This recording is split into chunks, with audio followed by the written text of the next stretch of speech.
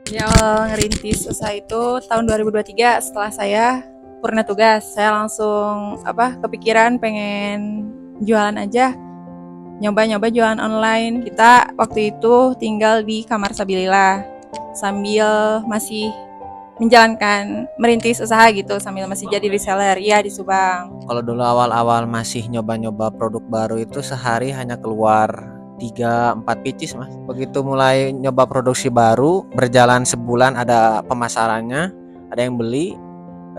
Nah di situ mulai naik.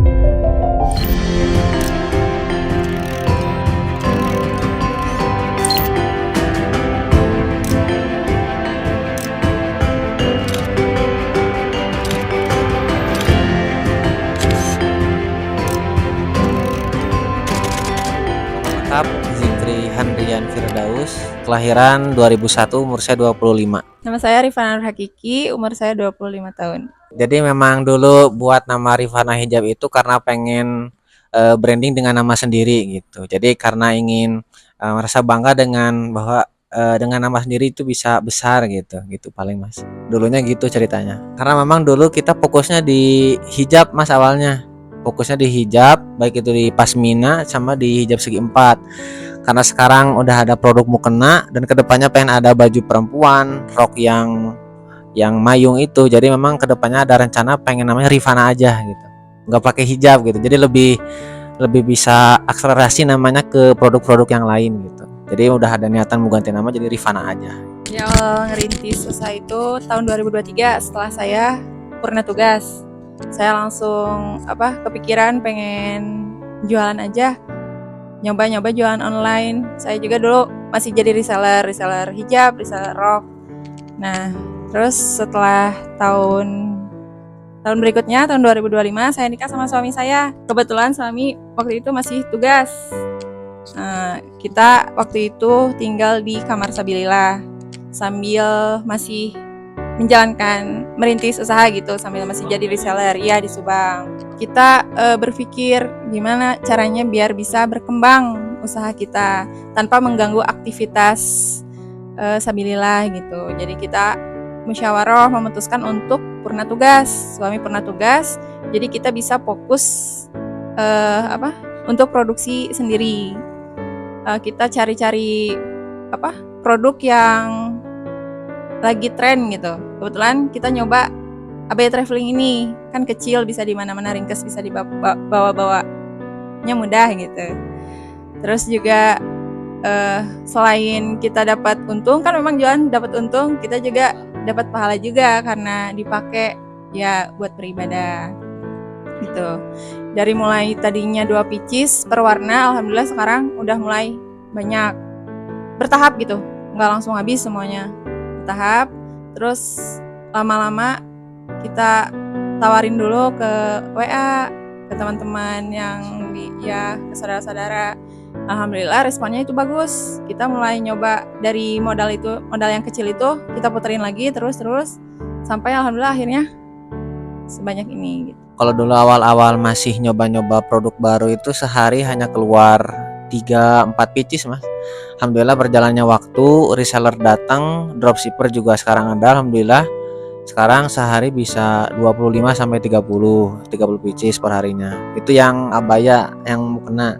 Di luar yang rok sama kerudungnya. Oke. Sempat waktu pertama kali beli rolan di kerudung, beli 4 roll, dan ternyata saat dilempar ke konveksi itu potongannya gagal, potongannya udah nggak sesuai ukuran, jahitannya juga nggak rapi, alhasil itu jadi barang reject gitu, jadi nggak kejual gitu. Salah satunya mungkin itu. Dan kedepannya udah ngeluarin modal sebanyak ini, kira-kira kita bisa nggak ya kedepannya gitu ngeluarin lagi modal gitu, maksudnya beli lagi yang rolan di bahan yang lain. Nanti sempat turun, sempat ngedown, maksudnya kita sempat ngedown. Lama-lama alhamdulillah mungkin ya dengan kita saling menguatkan lah gitu. Pas awal-awal kan ngerintis tuh, kadang kan penjualan sepi, terus kita juga kan harus hidup lah istilahnya ya, harus mengeluarkan biaya buat kehidupan sehari-hari. Nah, mungkin perempuan lebih perasa gitu ya, takutnya kayak gimana, takutnya nanti gimana, kadang nangis gitu, sampai nangis mikirin masa depan. Jadi dulu awal-awal jadi reseller karena otomatis ngambil keuntungan sedikit, mungkin profit per harinya paling cuma dapat ya 50-60 ribu dulu awal-awal masih jadi reseller. Dan setelah nyoba produksi sendiri dan penjualannya bagus, bertahap ya, dulu waktu masih merintis produk baru mungkin sehari juga cuman 100 atau 150. Dan sekarang udah ada reseller masuk, dropshipper jalan, dan penjualan di Shopee dan TikTok juga berjalan. Alhamdulillah omset per harinya kurang lebih di sekitar ada 10 ya, 10 juta. Kalau untuk bersihnya ya kurang lebih pernah sampai di 2,5 juta, kurang lebih segitu. Karena memang kan ini kan harganya juga lumayan, satunya sekitar 95 gitu. 95. Kalau reseller juga dikasih harga 85 kalau satuan. Tapi kalau beli kodian juga bisa lebih murah lagi gitu. Begitu mulai nyoba produksi baru, berjalan sebulan ada pemasarannya, ada yang beli. Nah di situ mulai naik profitnya, omsetnya mulai naik dari situ. Tahun 2025 akhir, insyaallah mulai naik. Sekarang 2026 lah tambah, alhamdulillah naik lagi. Kalau dulu kan masih ngejahit sendiri kebetulan istri. Nah, sekarang kan karena udah nggak kekejar, alhasil kita survei juga penjahit ke mana, di daerah Padalarang ada satu, di Cipatik Batu Jajar ada satu, di Ngamprah ada 4. Jadi jahit rumahan itu misah-misah. Itu mungkin jadi kendala juga sih. Pengennya kedepannya di tempat rumah sendiri itu di sebelahnya ada tempat produksian, lebih gampang kontrolnya mungkin kedepannya gitu. Kalau untuk rencana ke depan pastinya kita udah ada tempat yang pengennya itu kita sekalian ngebangun rumah, sekalian juga ngebangun tempat produksi gitu. Kedepannya seperti itu. Dekat-dekat ini insyaallah seperti itu. Kalau dulu karena kita produksi sendiri, jadi awalnya gunting juga masih pakai gunting tangan biasa. Dulu masih pakai gunting tangan, alhamdulillah lama-lama kebeli mesin potong, mungkin itu yang terasa. Dan juga dari alat medianya, dulu kita belum punya laptop, kita bisa beli laptop sendiri. Belum punya HP yang representatif buat live, kita bisa beli juga. Dan juga barang-barang lainnya, terutama kita punya meja potong sendiri, kita punya rak lemari sendiri. Kita berkembang dari dulunya mungkin ya kita nggak nyangka gitu kita bakal punya kayak gini gitu. Mungkin itu karena kita juga baru berjalan sebentar tapi udah kerasa gitu, oh ini ada hasilnya gitu. Baik itu juga ke barang-barang, mungkin kita kan lebih banyaknya uangnya sebetulnya di barang gitu, karena kita kan produksian. Yang di bawah sini ada 20 roll, yang di penjahit ada 30 roll. Nah, yang di sini mungkin ada sekitar 15 roll gitu. Jadi uangnya sebenarnya udah kelihatan di barang dan juga di alat-alat packing dan juga alat produksi, mungkin seperti itu. Saya juga seorang mubalik dan mubaligot ya. Istri saya mubaligot karena pertamanya kita dulu ngawalnya juga nggak yakin gitu bahwa apa bisa gitu seorang mubalik itu bisa usaha gitu. Ternyata setelah dijalani bersama dengan konsisten bareng-bareng, kita jalani prosesnya pelan-pelan, alhamdulillah ketemu jalannya gitu. Jadi nggak bisa yang namanya ngerintis itu langsung besar, ya nggak bisa. Kita ngejalaninnya kecil dulu bareng-bareng, nanti sambil jalan ketemu salahnya, kita bisa belajar, kita bisa koreksi di mana yang salah dan mana yang harus dikoreksi. Mungkin itu aja sih. Awal mula saya dan istri pengen bisnis itu yang pertama kepengen membantu banyak orang, Pak. Jadi membantu banyak orang yang mungkin kesusahan cari kerja, kita bisa ajak kerja sama kayak penjahit, tukang potong dan sebagainya.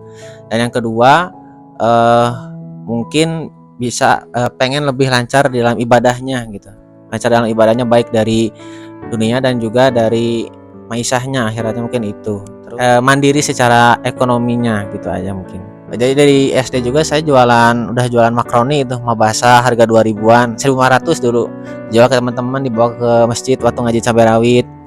Juga waktu tugasan saya sisihkan uang uhro buat beli alat rental camping, beli tenda, beli kursi outdoor, beli peralatan lainnya buat disewa. Alhamdulillah walaupun yang nyawanya mudah-mudi daerah sana ya untuk pemasukan tambahan ya alhamdulillah ada. Lulus sekolah, dia jualan jadi reseller itu. Saudara-saudara juga banyak yang jadi pengusaha, termotivasi lah gitu sama mereka. Kan yang nikah, mereka juga nikahnya belum punya apa-apa, terus jualan di pasar Andir gitu, terus produksi sendiri. Sekarang udah bisa ya udah umroh, jalan-jalan ke luar negeri kayak gitu ya. Saya dan istri juga seorang mubalik dan mubaligot. Kalau kita bisa menjalankan bisnis, berarti Anda juga bisa gitu. Bukan berarti kita hebat, kan tetapi kalau kita berani memulai, pasti Allah akan membuka jalannya. Tidak ada keraguan di dalam diri kita sebagai mubalik-mubaligot. Yang penting mulai aja dulu, gak apa-apa kecil-kecilan, yang penting bisa konsisten. Nah, untuk menjadi besar juga nggak langsung gitu ya. Kita juga bisa dari reseller dulu, jualan kecil-kecilan dulu. Terus kalau mau produksi juga mungkin sedikit dulu ya, nyoba dulu pasarannya gimana. Jangan sampai kita udah produksi banyak tapi barangnya nggak kejual gitu, numpuk di rumah ya.